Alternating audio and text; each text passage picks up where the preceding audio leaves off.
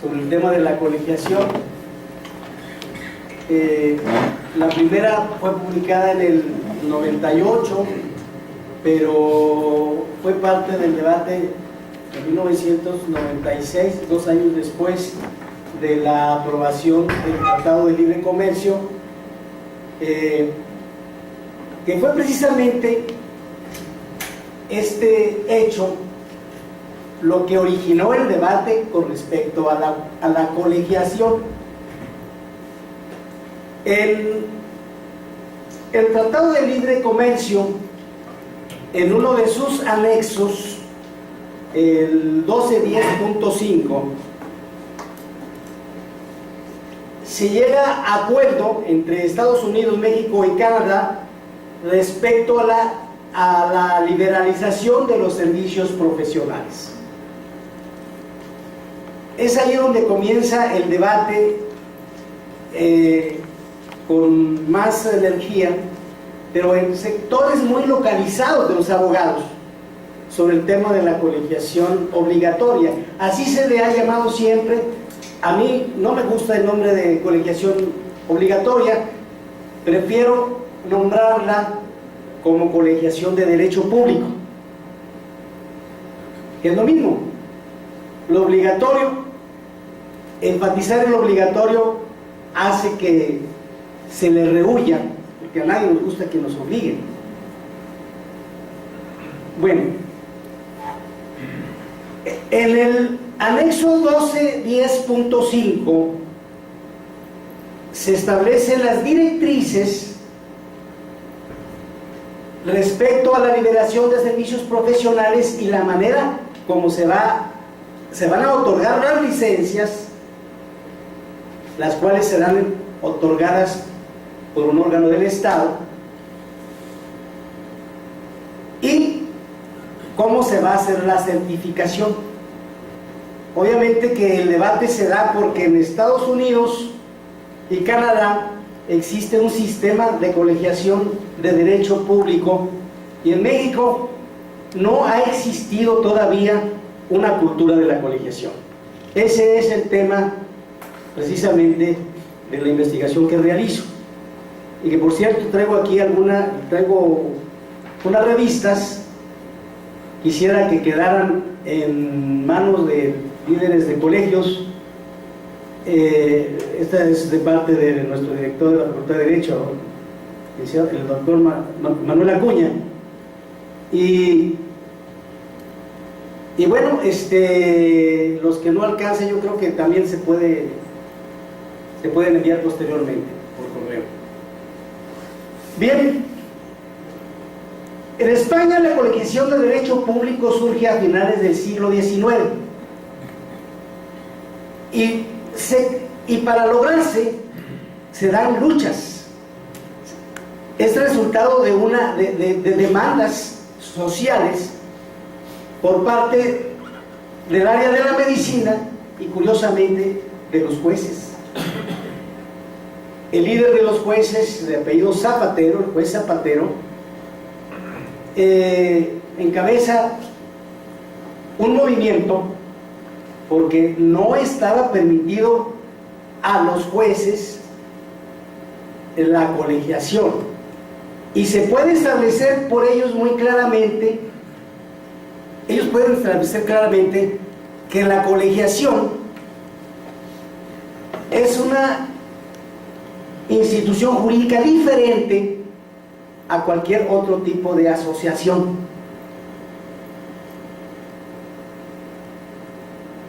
¿De dónde viene la colegiación? Bueno,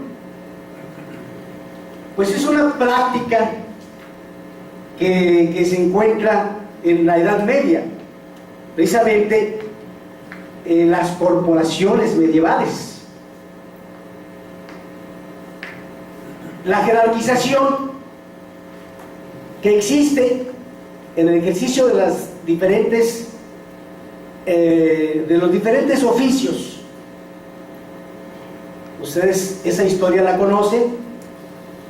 Son unos cuantos maestros y hay muchos aprendices, y hay una serie de corrupciones por las cuales no se permite que los que los aprendices lleguen a ser maestros. No quieren competencia, como todavía algunos en nuestro gremio lo señalan. Por ahí decía un compañero, y yo creo que cuando se reflexiona colectivamente uno cambia de posición muchas veces.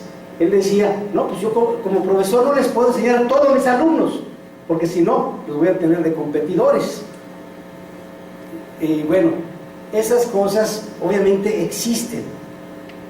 Y por eso en el nuevo régimen, algo que se detesta es precisamente la colegiación. Todo lo que huele al antiguo régimen feudal, por el nuevo sistema capitalista, es rechazado.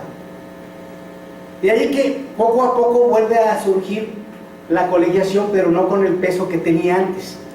Sin embargo, en las sociedades más avanzadas, en la medida que transcurre el tiempo, poco a poco van dándose cuenta que se necesita recurrir al antiguo modelo, y surgen los sistemas de colegiación de derecho público, como es el caso que yo comparo México con España.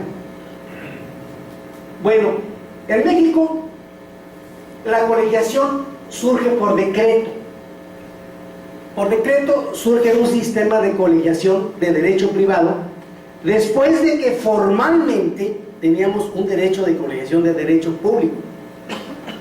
Realmente, las lecturas que yo he hecho sobre la colegiación en la colonia me han dejado insatisfecho, porque uno de los errores de los historiadores es dar por hecho de lo que lo que está en la ley es algo que se realiza, y eso está por verse.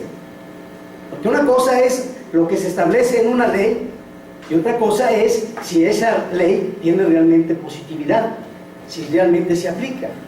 Entonces, la tesis que yo sostengo es que la falta de cultura de la colegiación en México se debe a que, bueno, culturalmente tomamos de aquí, de allá, de más allá, de las culturas de Estados Unidos, de Europa, de Francia, etcétera, y realmente ese tipo de sincronismo cultural a veces distorsiona las cosas. En todo actuamos de esa manera, todo es a la mexicana. Bueno, en el caso de la colegiación está todavía, creo que faltan estudios sociológicos e históricos para ver cómo realmente funcionó la colegiación en la época de la colonia.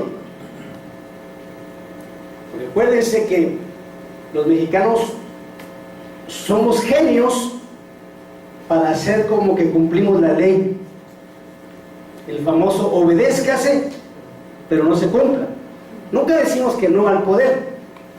Esa es parte de la cultura indígena que hemos aprendido. Creo que algo, a lo mejor es algo bueno. A todos decimos que sí, pero nosotros sabemos que no lo vamos a hacer. Y obviamente que cuando no se hace aquello que establece la ley, no es porque no se comprenda, precisamente porque se comprendió y no nos gusta, no lo aplicamos, hacemos como que lo aplicamos. Bueno, el caso es de que un sistema de colegiación de derecho privado que aparece en 1825.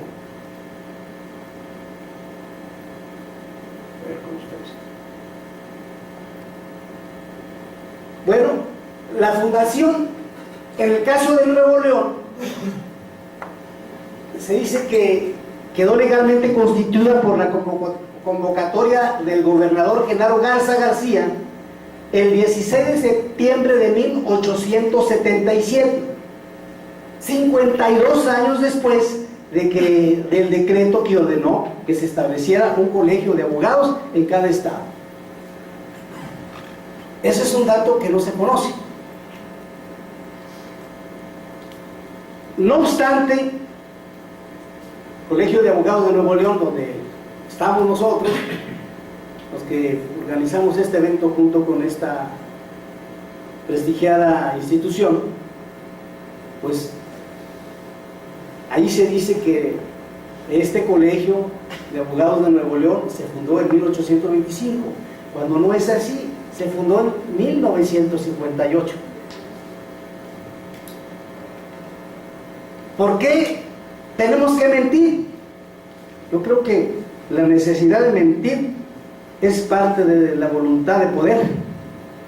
Necesitamos, o tal vez sea parte de un desamparo ontológico, nos sentimos huérfanos de héroes intelectuales o cualquier tipo de héroes, y si no los tenemos, pues los inventamos. Y todo proceso fundacional es grandioso. El ejemplo lo tenemos con la fundación de Roma. Sus fundadores no eran personas comunes, eran hijos de dioses, tenían parentesco con los dioses.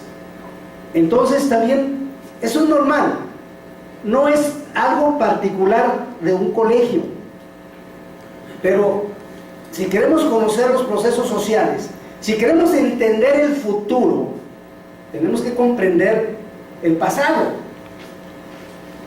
porque el futuro no se ve claro cuando no es posible encontrar nexos de sentido entre el pasado y el presente. Por eso tenemos que aprender a derrumbar mitos. Bueno,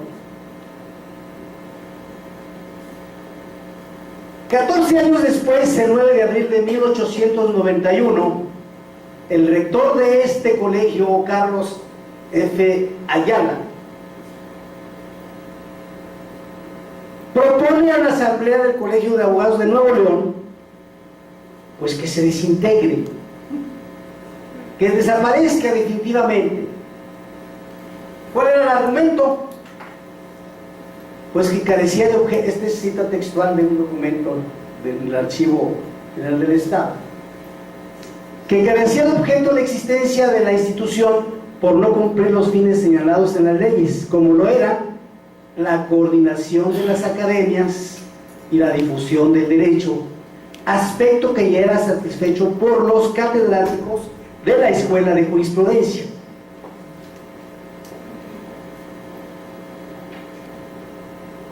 Me perdí un poquito ahí. ¿Aquí? Sí. A ver. Sí, adelante. Sí, me perdí un poco porque hace un momento afirmaste que el colegio realmente se fundó en 1958. Entonces, ¿cómo Carlos F. Ayala en 1891 propuso su desintegración? Bueno, ¿O su desaparición? mira, el Colegio de Abogados de Nuevo León, que se funda con base a un decreto de 1825, aquí se crea hasta 1877. O sea, 52 años después del decreto que ordena que en cada estado de la República haya un colegio de abogados. O sea, esto no se da de inmediato. Sin embargo, ahí tenemos nosotros como el fundador del colegio, ¿a quién? Alejandro Treviño y Gutiérrez. Si necesitamos una historia bonita, porque no se vería muy mal que dijéramos que los fundadores del 58, bueno, pues, la distancia en el tiempo a veces a los hombres los engrandece o los olvida cuando realmente no tiene nada que aportar a la historia. Bueno, así es que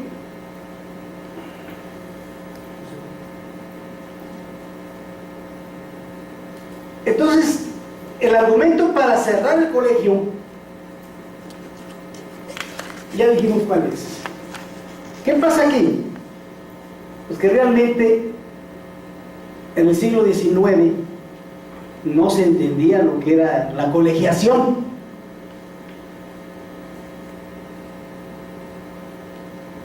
Y aquí vemos cómo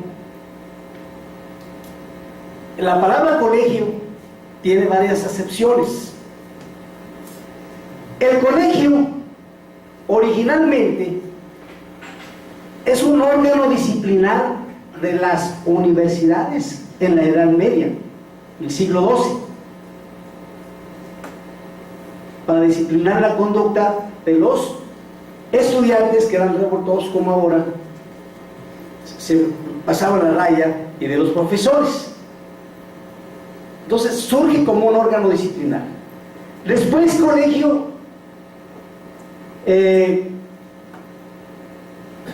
aquí dice, hay un error, habla de confusión etimológica. No hay una confusión etimológica. Sin pretender hacer la historia de la palabra colegio, aquí aquí hubo un error, esto es lo que me ayudaron a hacer esto.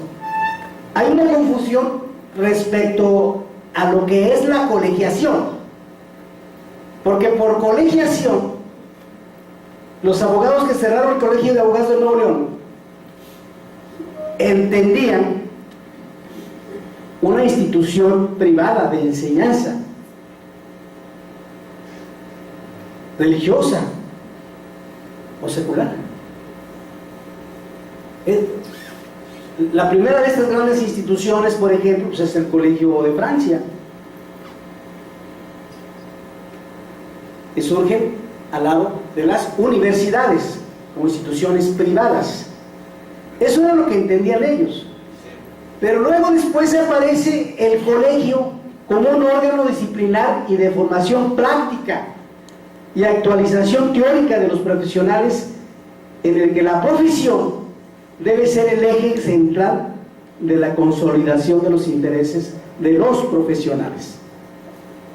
Estamos hablando de lo que es la cultura de la colegiación en las sociedades donde realmente se ha vivido, en donde surgió.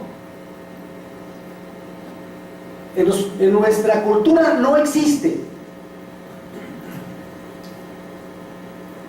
Dijo una vez el ministro Cosío, que vino aquí, nos dio una plática en Monterrey.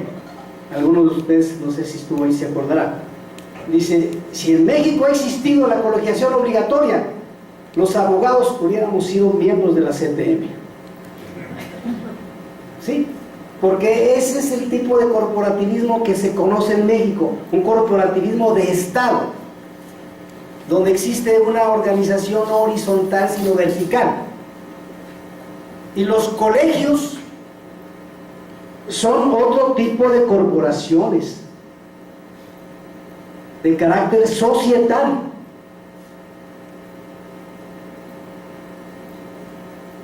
Quiere decir que son autónomos, que representan la profesión, como dice aquí, órgano disciplinar y de formación práctica y actualización teórica de los profesionales. Si ustedes se fijan en los estatutos de todos los colegios, más o menos dicen esto, se orienta por esto, por estos lineamientos, por estas directrices. En todas. ¿Por qué? Pues porque lo copiamos. Incluso en el Colegio de Abogados de Nuevo León hay un lenguaje que ya no se usa.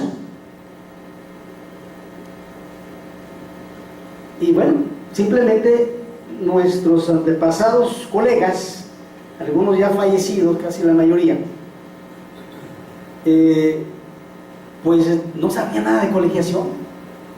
Y los que participaron en la fundación del Colegio de Abogados de Nuevo León, el primero del siglo XX, fue gente ilustre: Genaro Salinas Quiroga, Artemio Benavides, Carlos Francisco Cisneros Ramos, bueno, Benito Morales. Entonces, no estoy seguro si Benito Morales está creo que no, pero hay gente ilustre, Benjamín Reyes Retana. Incluso ellos pensaron en grande, porque el Colegio de Abogados de Nuevo León somos el único que tenemos un edificio, somos el único que tiene una estructura administrativa muy raquítica. 2 personas que nos ayudan, una en la mañana y otra en la tarde, abogadas, una de ellas es abogada, y gente que nos ayuda a cobrar las cuotas, que cuotas apenas hace poco los aumentamos, creo que a 250. Teníamos 20 años pagando 20, 50 pesos, 200, 150 y luego 200. Bueno, en realidad no se puede llamar una asociación desde el punto de vista sociológico. Bueno, hay muchos, sociológicamente hay distintos tipos de asociaciones, pero una asociación como un colegio, para que sea tal, requiere una estructura administrativa que no tenemos. Ese es el gran problema, ese es uno de los grandes retos.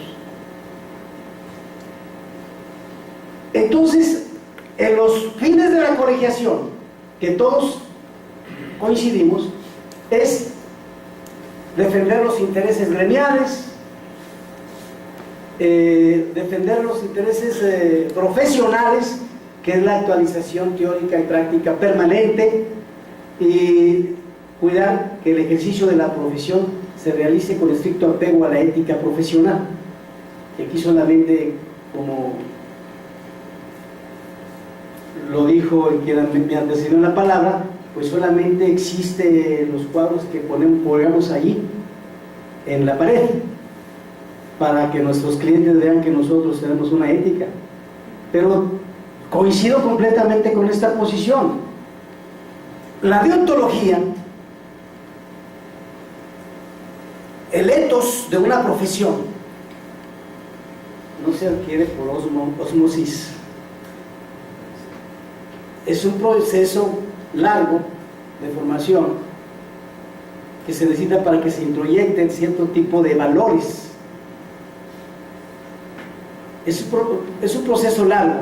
Se requiere ser vigilantes para enaltecer los actos axiogénicos. O sea, un acto axiogénico es un acto generador de valores. Cuando un abogado realiza un acto axiogénico, que es rarísimo, pues hay que enaltecerlo. O un juez.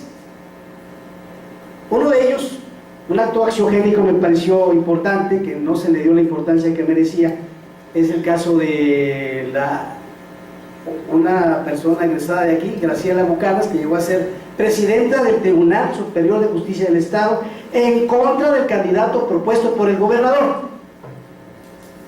Ese fue un acto axiogénico, porque se demuestra una autonomía del Poder Judicial y se dan cuenta de que cuando se quiere, se puede ir en contra del jefe, que no tiene por qué ser jefe.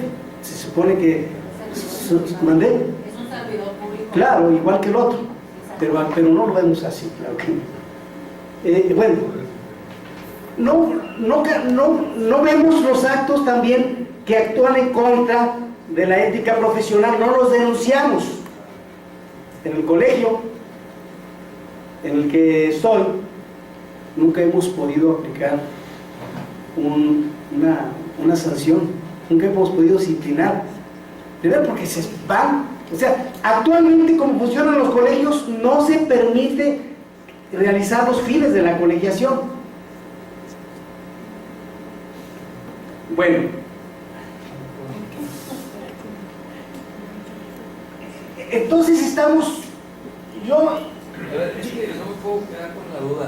Entonces, no se quede con la duda. A ver, préstame tantito. Sí.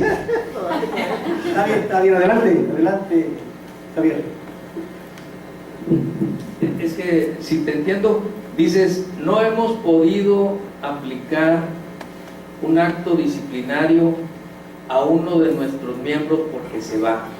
Sí, así es, o sea, Entonces, quiero decir que sí, que como quiera va a seguir litigando, no le importa, y porque finalmente no son los intereses profesionales los que impulsan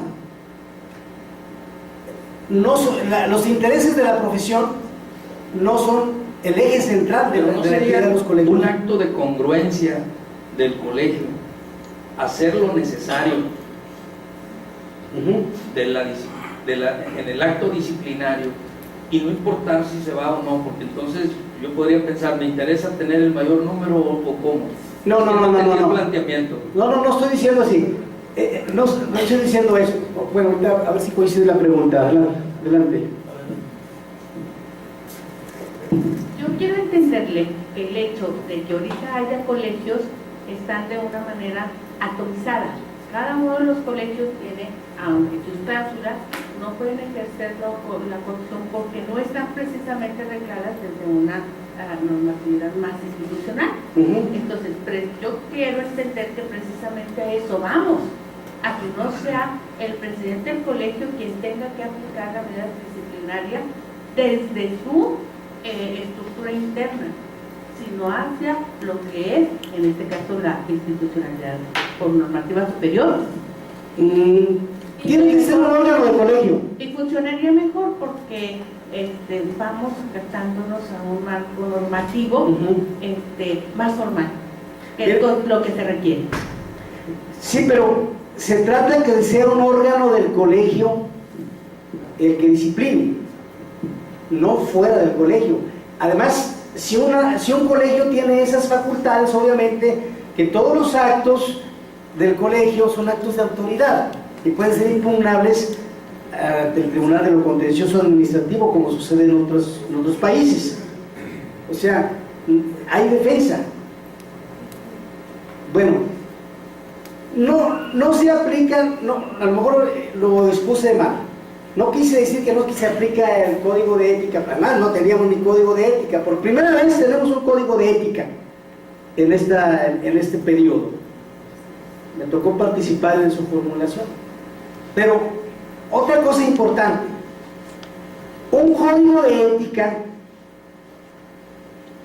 no se saca de las mentes más geniales.